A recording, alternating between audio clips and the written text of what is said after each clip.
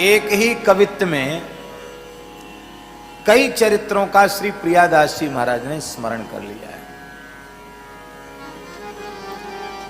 आए गृह त्याग, यहीं से आरंभ किया। पर घर कैसे छोड़ा, इसका संकेत मात्र प्रियादास जी ने किया, बहुत विस्तार नहीं किया। आप लोग श्रवण कर चुके हैं कि श्री ठाकुर जी श्री जी की अत्यंत प्राणप्रिय सखी श्री विशाखा जी, जिनका स्वाधीन भर्तृका भाव है, ऐसी श्री विशाखा जी ही श्री हरिराम व्यास जी के रूप में प्रकट हुई। श्री हरिराम व्यास जी का प्रादुर्भाव तत्कालीन बुंदेलखंड की राजधानी परम धार्मिक, आस्तिक, पौराणिक, ऐतिहासिक, राजनैतिक नगर, महानगर ओरछा में विक्रम संवत 1567 में आपका जन्म हुआ। विक्रम संवत 1567 में आपका मार्गशीर्ष कृष्ण पक्ष की पंचमी तिथि को जन्म हुआ। अगहन बदी पंचमी को आपका प्रादुर्भाव हुआ। आपके पिताजी का नाम पंडित श्री सुमोखन जी शुक्ल एवं आपकी माता जी का नाम श्री पद्मावती देवी था। और कोई ऐसा भी कहते हैं कि उनका नाम देविका माता था। एक एक व्यक्तित्व के भी कई बार कई नाम हुआ करते हैं, इसमें भी कोई आश्चर्य नहीं है, दोनों ही ठीक हैं।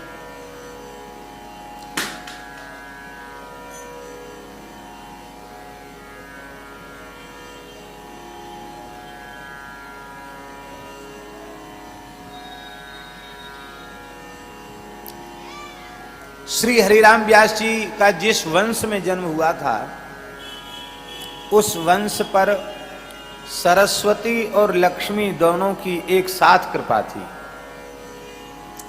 प्रायः ऐसा होता है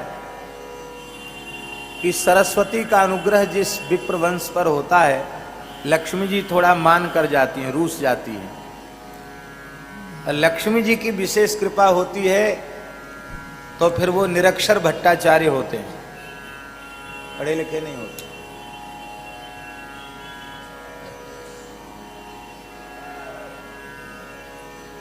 सूरदास जी का एक पद है, ऊधो कर्मन की गति न्यारी, मूर्ख अनपढ़ राज करत हैं, पंडित फिरत भिखारी। सूरदास जी ने लिखा है। अनपढ़ मूर्ख महाराज राजाधिराज बने बैठे।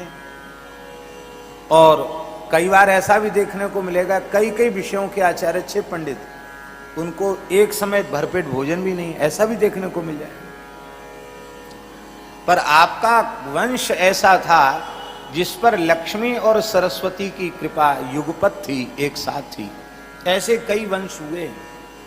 पंडित मित्र महर्षि ओरछा के राज पंडित थे, जिनके द्वारा लिखा हुआ ग्रंथ वीर मित्रोदय भारत सरकार ने उसे छपाया है। और वीर मित्रोदय ग्रंथ संग्राह्य ग्रंथ है।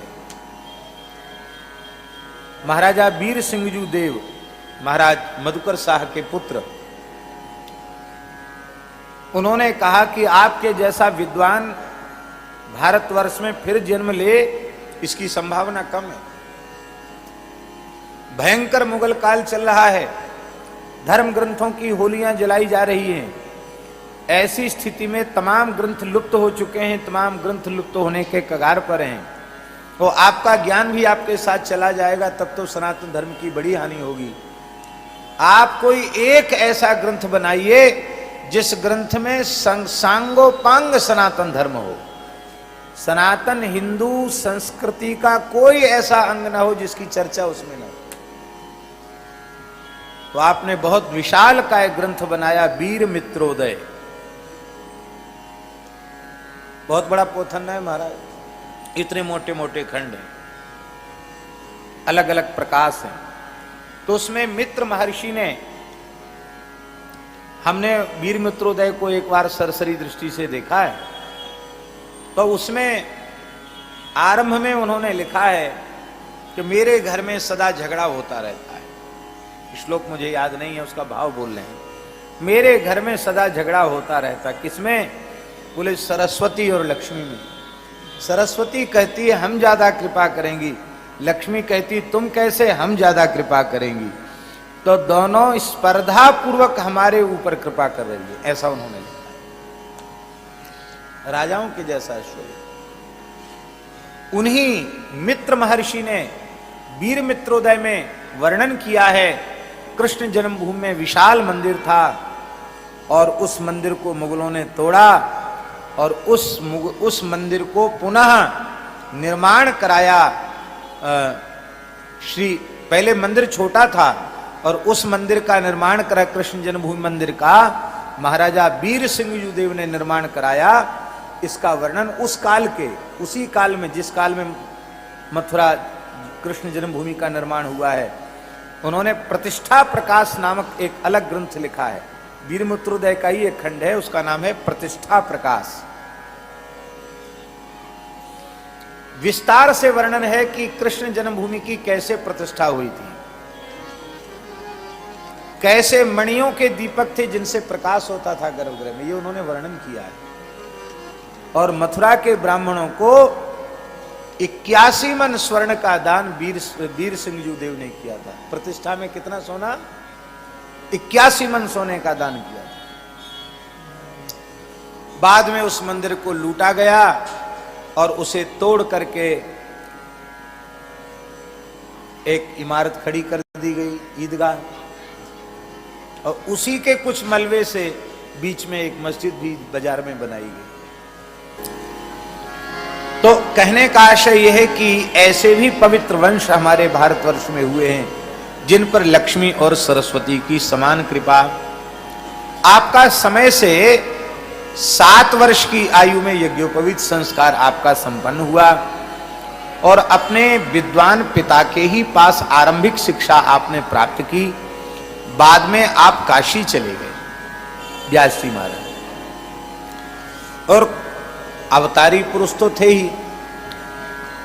आपको सरस्वती ने प्रत्यक्ष प्रकट होकर दर्शन दिया था और कहा था कि आपकी पराजय नहीं होगी, आप सर्वत्र शास्त्रार्थ में विजयी होंगे। ये सरस्वती ने प्रकट होकर आपको आशीर्वाद दिया था, वर दिया था। इतने बड़े विद्वान थे कि काशी के विद्वानों ने आपको व्यास उपाधि से सम्मानित किया। नहीं तो पिताजी तो थे पंडित सुमोखन जी शुक्ल, तो हरिराम शुक्ल ये नाम था इनका। लेकिन काशी के विद्वानों ने कहा कि संपूर्ण सनातन धर्म के संपूर्ण रहस्यों को सांगोपांग रूप से या तो कृष्णद्वैपायन व्यास जी जानते हैं या इस युग में वर्तमान समय में हरिराम जी शुक्ल जानते हैं। इसलिए अत्यंत आदर पूर्वक काशी के विद्वानों ने उनको व्यास इस उपाधि से अलंकृत किया। व्यास उपाधि सामान्य उपाधि नहीं है, सर्वोच्च उपाधि है।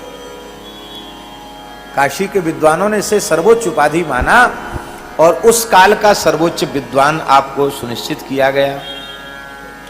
आप वहां से लौटकर ओरछा आए, बड़ा राजकीय स्वागत सत्कार आपका हुआ और फिर आपके मन में लोगों ने आपको सलाह दिया कि आप इतने बड़े विद्वान हैं तो इससे ओरछा राज्य की महिमा भी बढ़ेगी। आपको संपूर्ण भारतवर्ष में दिग्विजय यात्रा करनी चाहिए,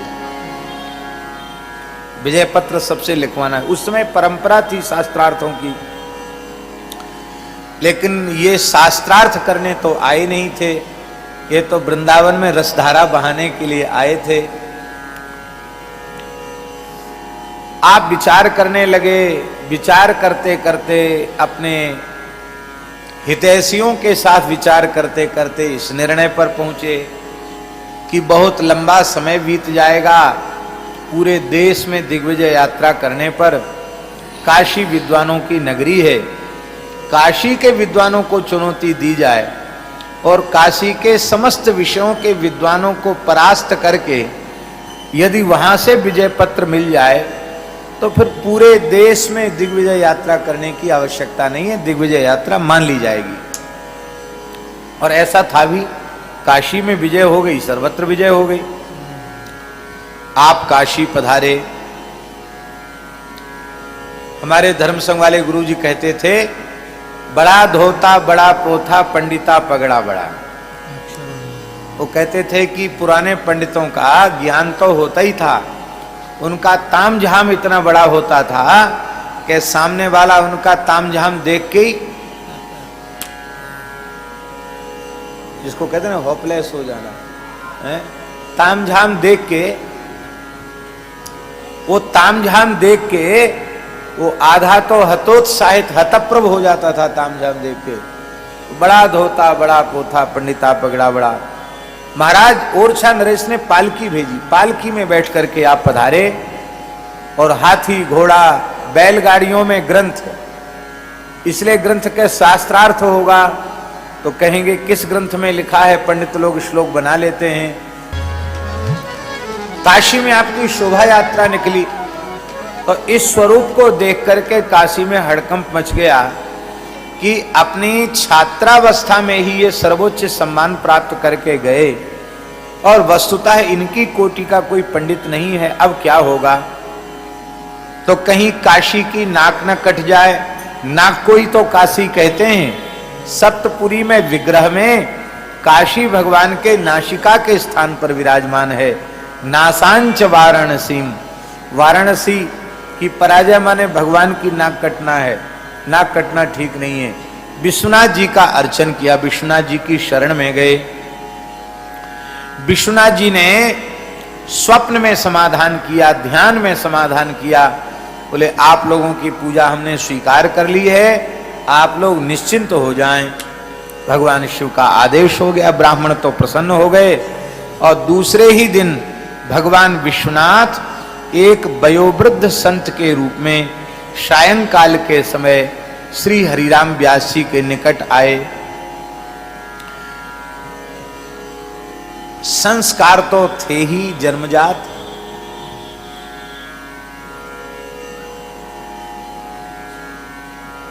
गौ ब्राह्मण संतों का समादर करना चाहिए, ये संस्कार तो जन्म से ही प्राप्त थे। एक वयोवृद्ध संत आए हैं, इनको देख करके व्यास जी ने चरणों में अत्यंत श्रद्धा पूर्वक प्रणाम किया। आओ आओ भगवान। भगवान विश्वनाथ संत वेश में आए थे।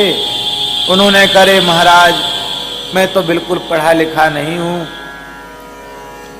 कभी किसी विद्यालय में पढ़ने गया नहीं, आप तो बहुत बड़े प्रकांड पंडित हैं, आप हमारे जैसे व्यक्ति को प्रणाम कर रहे हैं, सामान्य व्यक्ति करे महाराज आप संत हैं, आप कैसे पधारे। बोले हमने सुना आप बहुत बड़े विद्वान हो, आप सबके प्रश्नों का उत्तर दे देते हो, हम तो एक जिज्ञासा लेकर आपके पास आए हैं, आप कृपा करके हमारी उस जिज्ञासा का समाधान कर दें। व्यास जी ने कहा अवश्य भगवान बताइए, पूछिए क्या जिज्ञासा है आपकी। तो संत वेशधारी शिव जी ने कहा विद्या का महत्व क्या है, विद्या का फल क्या है। व्यास जी ने उत्तर दिया विवेक की प्राप्ति। विद्या का स्वरूप क्या है, महत्व क्या है, फल क्या है, बोले विवेक की प्राप्ति। शिव जी ने पूछा विवेक का स्वरूप क्या है, विवेक कहते किसको हैं। व्यास जी बोले सत असत का। श्री ठाकुर गोरीलाल जी महाराज की जय। सत असत का विवेक हो जाना, यह सत है यह असत है, इसका बुद्धि में ठीक से निर्णय हो जाना और असत का परित्याग करके सत में स्थित हो जाना, असत से निवृत्त होकर सत स्वरूप में अवस्थित हो जाना, यही विवेक का स्वरूप है। शिव जी ने फिर पूछ लिया, बोले भगवान सत क्या है और असत क्या है? सत किसको कहते हैं, सत किसको कहते हैं? व्यास जी ने कहा भगवान सत्य स्वरूप हैं, उनका नाम रूप लीला सब सत्य है, और भगवद अतिरिक्त यह नाशवान प्रकृति सब असत है। भगवान के अतिरिक्त जो कुछ है सब मिथ्या है, असत है, परिवर्तनशील है। सत हरि भजन जगत सब सपना। तो शिवजी ने कहा कि तो फिर आपने विद्या पढ़कर विवेक की प्राप्ति कर ली, आपको सत असत का ज्ञान हो गया, क्या आपने असत को त्याग कर सत को स्वीकार कर लिया है? और यदि नहीं है तो आपका ये प्रकांड पांडित्य व्यर्थ है। शिवजी बोले कि अब तक तो हमारे मन में ग्लानि होती थी कि हम तो बिना पढ़े लिखे रह गए, खाली राम राम करते रहते हैं, लेकिन अब पता चला आप इतने बड़े पंडित होकर के भी और आपको विवेक नहीं मिला, सत असत की परिभाषा जानकर भी असत को त्याग नहीं सके, सत को ग्रहण नहीं कर सके, तो इससे अच्छे तो हम बिना पढ़े लिखे ठीक है, कम से कम राम राम तो करते हैं। शास्त्रार्थ में ब्राह्मणों को अपमानित करना, और आप जानते हैं कि ब्राह्मणों का अपमान उनका वध है, तो जितने ब्राह्मणों का अपमान होगा उतनी ब्रह्महत्या का पाप लगेगा। तो ये प्रतिष्ठा सूकरी विष्ठा का अर्जन करने आए हैं, आप भजन करने आए हैं, सावधान हो जाइए। एकांत में यह संवाद था। व्यास जी को पहचानने में देर न लगी, यह कोई सामान्य संत नहीं है, मेरे ऊपर अतिशय अनुग्रह करने के लिए ही पधारे। व्यास जी ने तत्काल चरण पकड़ लिए, रोने लगे, भगवान आप अनुग्रह करें, आप कौन है, अपना परिचय प्रदान करें।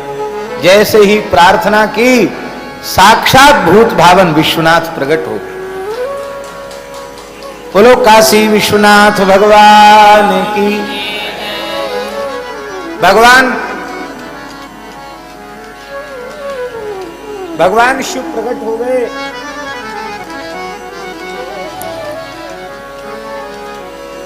भगवान शिव प्रकट हो गए और व्यास जी को हृदय से लगाकर कहा, तुम अधीर न हो, मैं तो केवल ये स्मरण दिलाने आया हूं, तुम सामान्य नहीं हो, तुम तो साक्षात युगल की निरंतर प्राणपन से सेवा करने वाली, लाड़ लड़ाने वाली सहचरी श्री विशाखा जी हो। आप साक्षात विशाखा जी।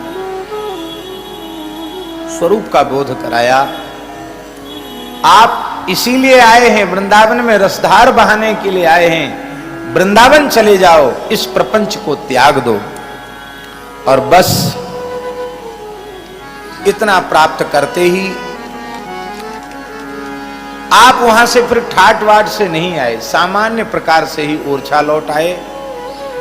आपने कोई सभा ही नहीं की, मन एकदम संसार से विरक्त उदासीन हो गया और आप लौट करके ओरछा में आ गए। बोलो भक्तवत्सल भगवान की जय।